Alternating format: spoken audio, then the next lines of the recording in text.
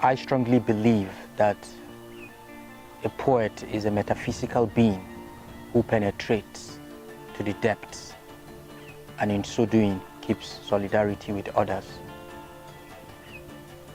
In this context, poetry serves as a vehicle for the exploration of eternal human anxieties. In The Poet of Dust, I assumed the role of a drunken Sufi and a holy madman to navigate the dark, the hidden, and the mysterious pathways of thought, to seek purpose and meaning. I also employed the language of conscious ambiguity to synthesize between dissimilar images in order to agitate and provoke. In a nutshell,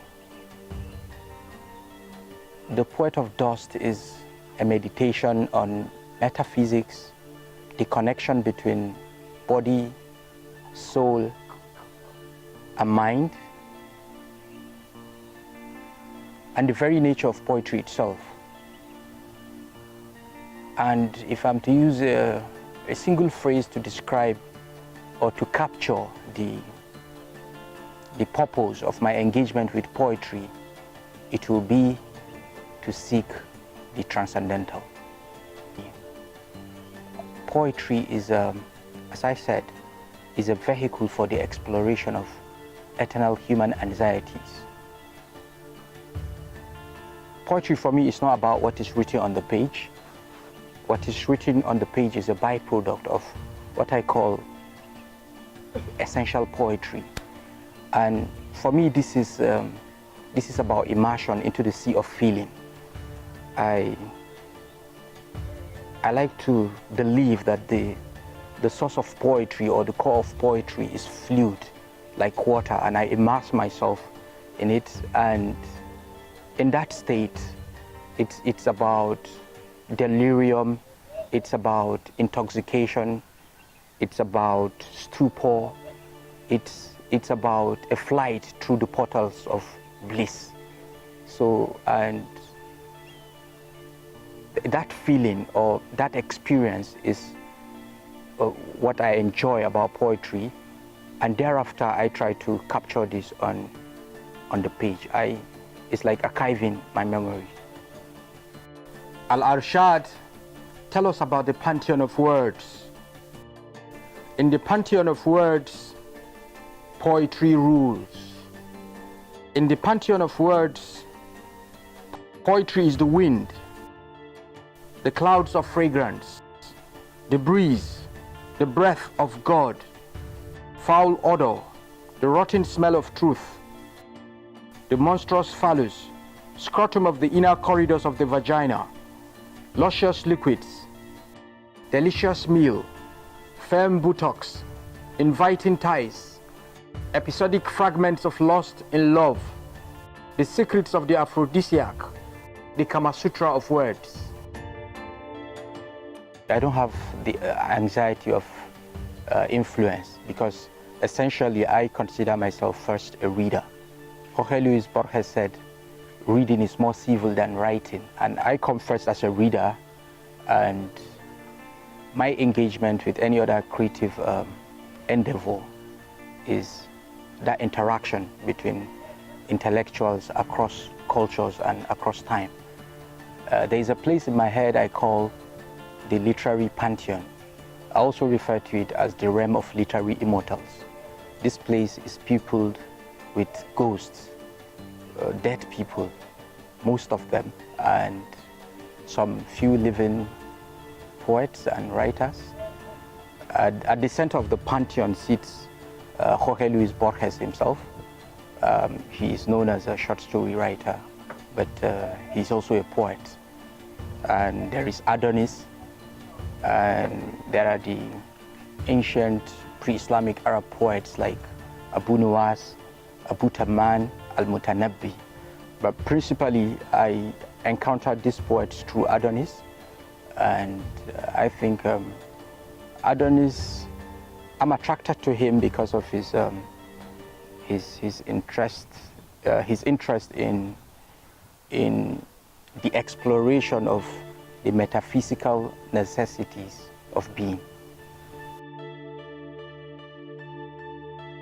The moment you begin to read the poems in The Poet of Dust, you realize that you're in a vehicle with someone, perhaps the poet, and you are querying the very meaning of life, the nature of the artistic process, the nature of craft, and engagement with the absurd, the bizarre, the stupor, all in a bid to seek the transcendental.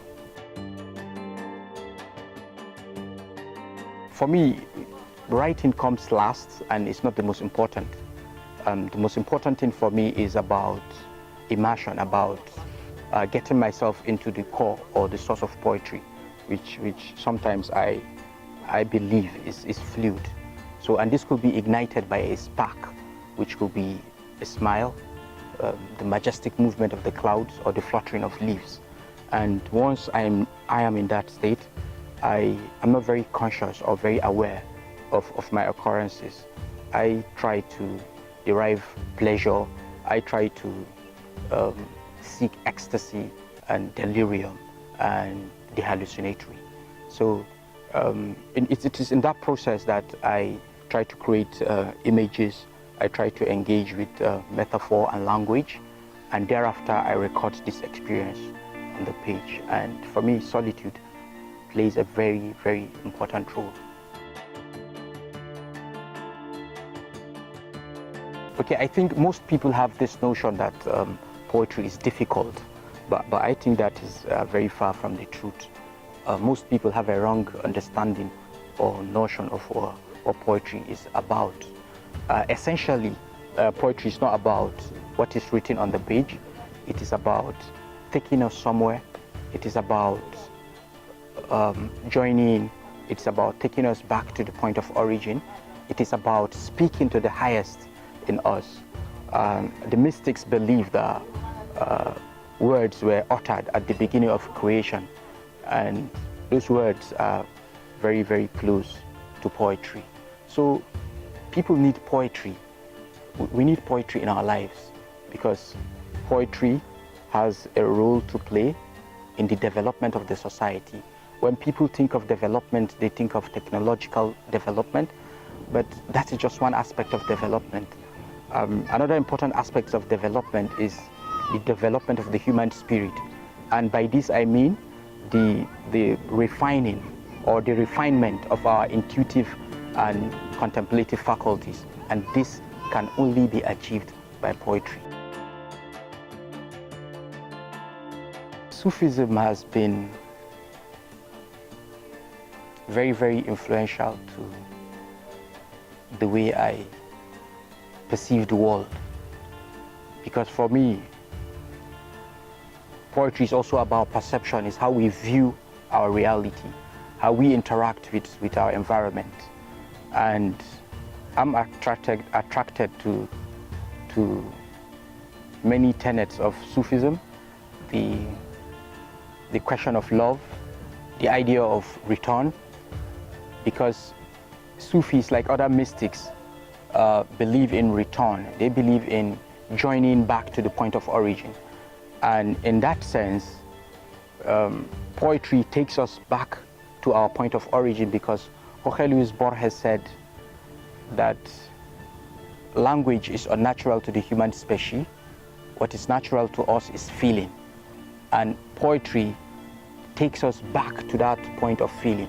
So in this sense, for me, every poet is a mystic and every poem is mystical.